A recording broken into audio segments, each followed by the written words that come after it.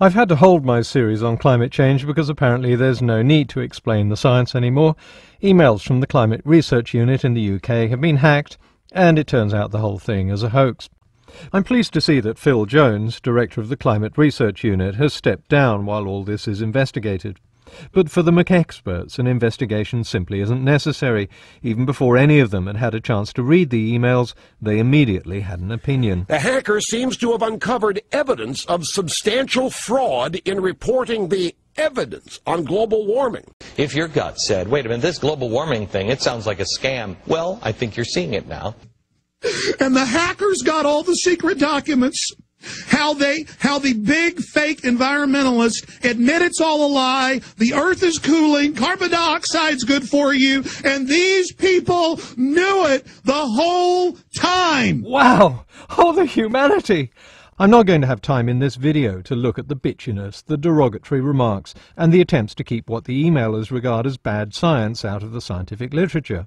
If you're interested in that, I'll be happy to make another video. What I want to look at in the time I've got available are examples of fraud uncovered by amateur skeptics. Examples of figures being fudged, collusion on doctoring the numbers, and admissions that data have been fabricated. Here's an example. We both know the probable flaws in Mike's reconstruction, particularly as it relates to the tropical stuff.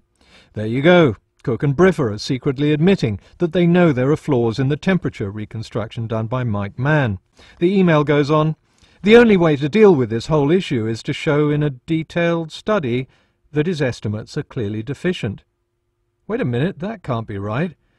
OK, let's ditch that example. There are hundreds more that show a conspiracy. Look at this. I've just completed Mike's nature trick of adding in the real temps to each series for the last 20 years, i.e. from 1981 onwards, and from 1961 for Keith's to hide the decline. OK, that's more like it. And look at this. The fact is, we can't account for the lack of warming at the moment, and it is a travesty that we can't. Pretty damning, you've got to admit. Let's have another example. I have just completed Mike's nature trick of adding in the real temps to each series for the last 20 years to hide the decline. No, that's the same as the first one. The fact is, we can't account for the lack of warming at the moment, and it's a travesty that we can't. Hang on, that's the second one again. I've just completed Mike's nature That's the trick same one, fat mouth. of adding in the real temperatures to each series for the last... I've just completed Mike's nature trick of adding to the real temps to each. Some of these alleged emails may actually hold the key. I think I'm seeing a pattern here. Either these are by far the most egregious examples of fraud, or they're the only examples of fraud in 13 years of emails. Well, that's hardly the hoax of the century, but let's look at these two emails anyway. Hide the decline. That seems like deliberately changing the data to suit your way. Yes, that's certainly what it looks like, doesn't it, Stuart? Phil Jones's excuse is that researchers use the word trick to mean a clever thing to do. But if that's how it's used, I ought to find the same usage in the scientific literature, right? So I did a word search, and guess what?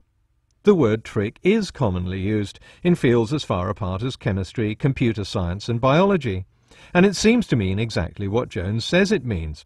If it really meant a piece of fraud, then all these scientists are admitting in their opening paragraphs that the scientific paper you're about to read is fraudulent, and that interpretation is just too stupid to be correct. But what about the term hide the decline?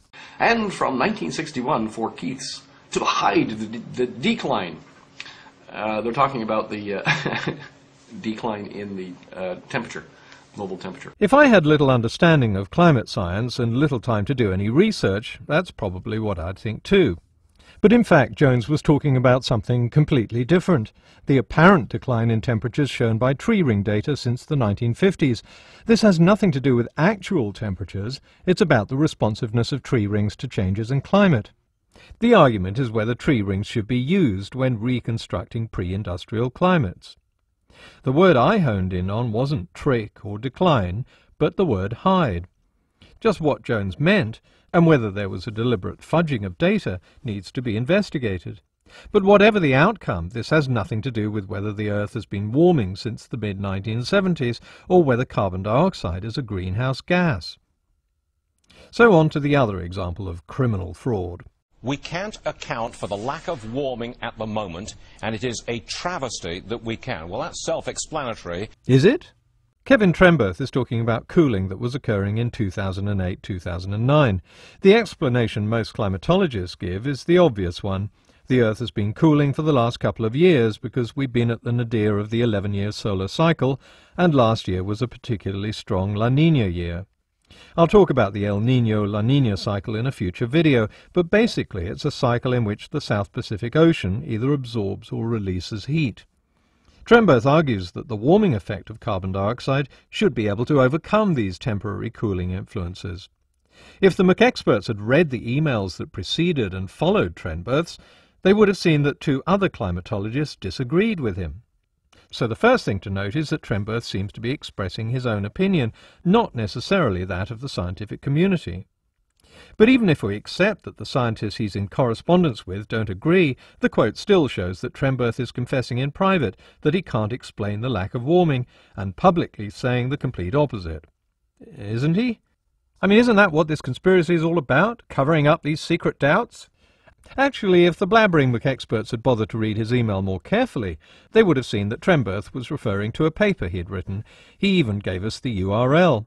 And if they'd bothered to click on it, they'd have found the paper he wrote expressing publicly the same doubts he expressed privately. So the McExperts didn't have to read hacked emails to find evidence of Tremberth's supposedly secret doubts. All they had to do was read his paper, available online. If this is a conspiracy, it's a very weird one. Surely at least one email would allude to this supposed hoax. Dr. Spencer looked at this. He said this is too elaborate to be a hoax. Rush Limbaugh isn't talking about anthropogenic climate change here. No, he's talking about whether the emails were a hoax. Faking 1,000 emails? No, says Limbaugh, that's too elaborate to be a hoax.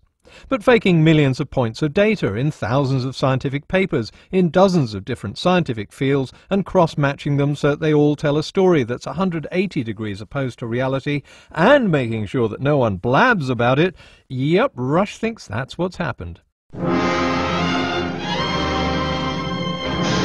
these people to justice, that they be tried for fraud. Billion-dollar, trillion-dollar fraud. Shut up! Now look, you don't know anything about this, see? No, I don't know nothing. The hackers got all the secret documents. It's in AP. It's in Washington Post. Sullivan picked me up at my home. He's got everything that was in my safe. Account books, receipts, names, addresses, bank books, everything. I've instinctively known this from the get-go from 20 years ago. The whole thing's made up. And the reason I know it is because liberals are behind it. I'm taking care of this job myself. Get Blackie up here right away. He's talking about a trick. Knowingly perpetuating fraud. The theory of global warming is a huge conspiracy. Okay, before you all get too excited, too late, investigate what's been written and what it actually means. And hold off posting this message, "Well, you're just putting your spin on this." If you think anything I've told you is incorrect, then check it. Check the use of the word trick in the scientific literature, and whether decline is referring to global temperatures or tree ring proxies. Check Tremberth's paper, and whether his views are shared by Schneider and Wigley. And try to restrain your urge to post this message. The reason I'm talking about these two emails is that they're the ones that have been held up by every blogger and television fatmouth as the best and most obvious examples of this huge fraud. Whatever skullduggery there is will be investigated, but thankfully it won't be investigated by febrile nitwits who think proxy temperatures are the same as global temperatures and who aren't even aware of what's in the scientific literature. It'll be investigated by people who take the time to go over each message and who understand the science that's being discussed. And they'll come across emails most conspiracy theorists aren't even aware of, like this one from Tom Wigley. This is a complex issue, and your misrepresentation of it does you a disservice. To someone like me who knows the science, it's apparent that you're presenting a personal view, not an informed, balanced scientific assessment. Now, you may think he's writing to a group of skeptics, but he's not. He's writing to a bunch of non-scientific academics, soliciting signatures for a letter pushing for tougher controls on carbon emissions. And you won't see Glenn Beck quoting that. Say it with me. Conspiracy. Conspiracy.